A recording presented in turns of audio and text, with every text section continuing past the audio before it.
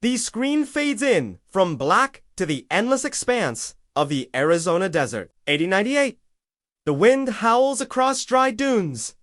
A lone horse trudges slowly, carrying a rider cloaked in dust and sweat. This is Clara Whitlock, 28, a woman hardened by loss and survival. Once the daughter of a respected rancher, now she wanders alone, her past buried under blood and betrayal. Clara halts at a dry well, dismounts, and takes a sip from her canteen. A hawk circles overhead. The silence is unsettling, almost as still, until the faint sound of hoofbeats emerges from the horizon. Clara's hand instinctively falls to the revolver at her hip. Out here in the desert! You ain't got friends! You got shadows! And most shadows carry a gun. Clara enters a ghost town called Black Hollow. Nothing more than broken saloons and crumbling shacks. She searches for supplies, but finds only dust. As she prepares to leave, a group of 5 outlaws ride in dusty coats, rifles across their saddles, eyes fixed on her like vultures. Their leader, Mason Viper, Colt 40s, a cruel man with snake-like eyes, smirks as he dismounts. Well, look what the desert blew in. A lady. Traveling alone. Dangerous place for that. Clara stays silent, her hand hovering near her revolver. Well, it is. A woman by the name Clara Whitlock put 2 of my men in the dirt last winter. I reckon you're her. Clara spits in the dust. If I was, you'd already be dead. The tension crackles. The men surround her. Mason offers her a choice. Surrender her horse, gun, and dignity, or be hunted down. Clara refuses, firing a warning shot that whizzes past Mason's ear. The gang erupts into chaos. Clara leaps onto her horse and bolts out of the ghost town, dust rising in her wake. The chase begins. Act 2. Survival in the wasteland. The next 40 minutes of the movie plunge into relentless pursuit across the desert. Clara knows the land better than the gang. She uses canyons, ridges, and caves to evade capture, but Mason is patient. He knows hunger, thirst, and exhaustion will wear her down. On the second night, Clara camps inside an abandoned mine shaft. One outlaw sneaks in, thinking he'll take her alive, but Clara's instincts save her. She slashes his throat with a hidden knife, muffling his scream as blood stains the sand. She whispers coldly. She hides the body, leaving Mason furious when they discover their missing man at dawn. Psychological warfare.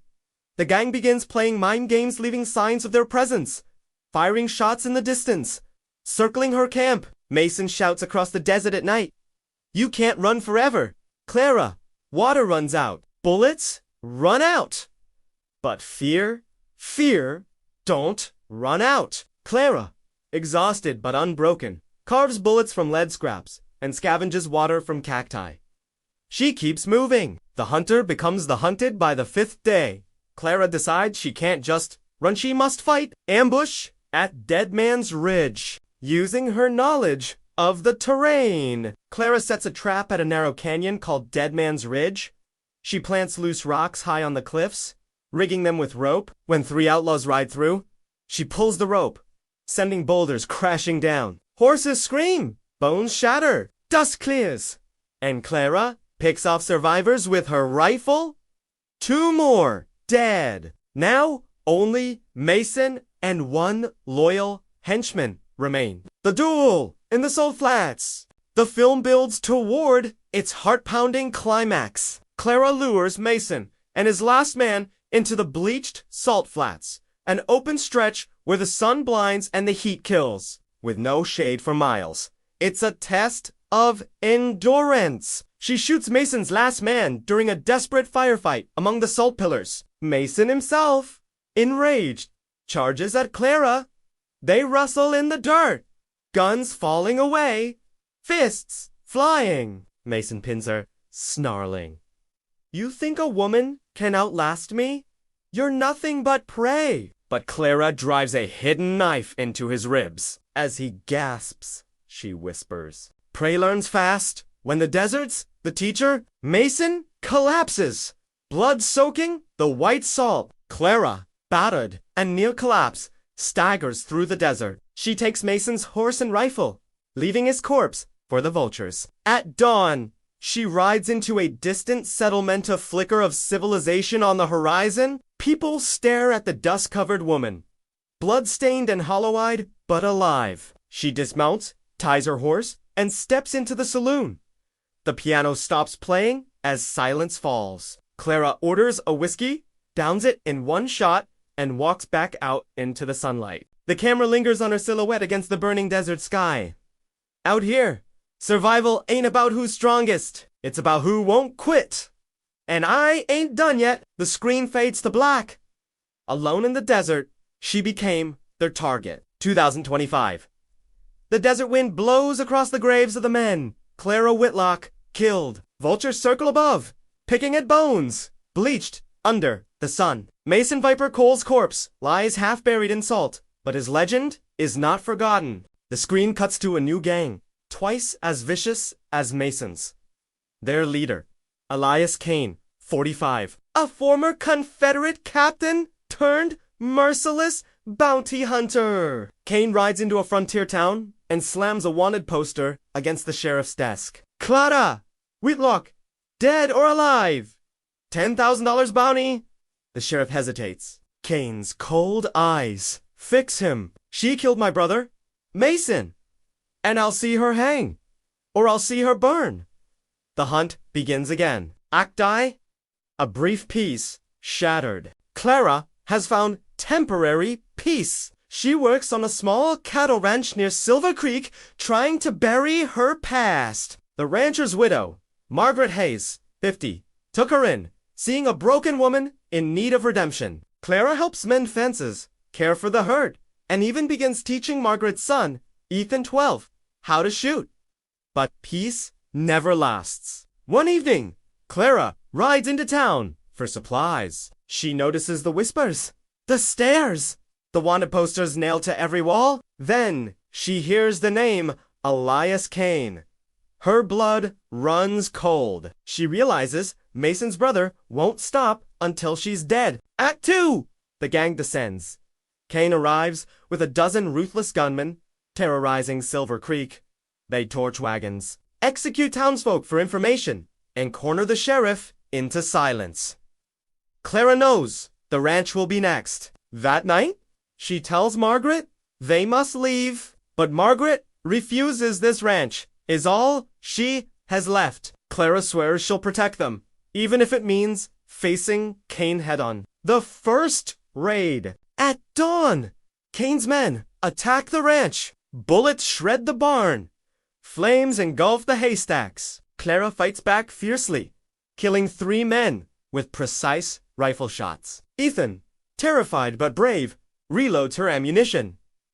But Kane doesn't press the assault. He pulls back, smiling cruelly. He wants Clara to suffer. Kane shouting, "You'll beg for death before I give it to you." Whitlock. Act 3. The resistance rises. Clara realizes she cannot protect Silver Creek alone. She rallies the townsfolk, farmers, drifters, miners, anyone willing to fight.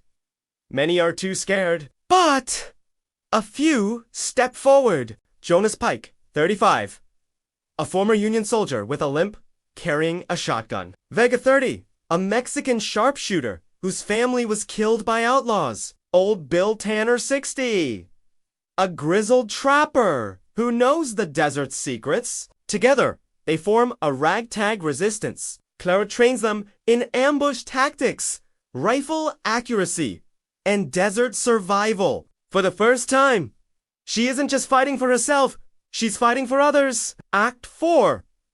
Blood in the desert ambush at Red Canyon. Clara leads the resistance to set a trap for Kane's men. Using dynamite from an old mine, they blow apart a canyon pass, killing half a dozen outlaws instantly. Gunfire echoes as drops riders one by one from the cliffs. The victory is small, but it rattles Kane. His fury grows. That night, someone in town betrays Clara, revealing the ranch's defenses. Kane strikes again, this time with overwhelming force. Jonas is killed, Margaret is wounded, and the ranch house burns to the ground. Clara barely escapes, with Ethan Enraged and broken, Clara swears vengeance. They think they're the hunters, but from now on, we hunt them. The climax builds a Devil's Mesa, a jagged plateau where Cain makes his camp. Clara, Rosalia, Ethan, and Old Bill launch a daring midnight assault. Explosions light the mesa as Old Bill triggers hidden powder kegs. Snipes riders from the shadows. Ethan, terrified but determined, saves Clara's life by shooting a man who almost ambushes her. One by one, Cain's men fall. At last, Clara faces Elias Cain in a brutal duel. No tricks, no ambush juiced. Two gunslingers under the burning desert sun. They circle each other, Cain taunts her. You should have begged me for mercy when you had the chance. I'll carve Mason's name into your skin before you die. Clara steadies her revolver. Your brother was a snake. You're just carrion. The guns blaze. Cain misses. Clara doesn't. Her bullet tears through his chest. Cain collapses, gasping, eyes wide with disbelief. Clara kneels over him. This desert don't forgive. Neither do I. Cain dies, his reign of terror over. Epilogue. A new dawn. With Cain gone, the bounty lifted. Silver Creek begins to rebuild. Clara helps Margaret and Ethan start again. Those scars remain. She doesn't stay. Though, one morning, before dawn, Clara saddles her horse, catches her leaving. You don't have to keep running. Clara, you've earned peace. Clara looks out at the desert horizon. Peace don't last out here, but maybe justice can. She rides off alone, once more, the rising sun painting the desert gold. The screen fades to black. On-screen text. Alone in the desert. Vengeance rides 2026.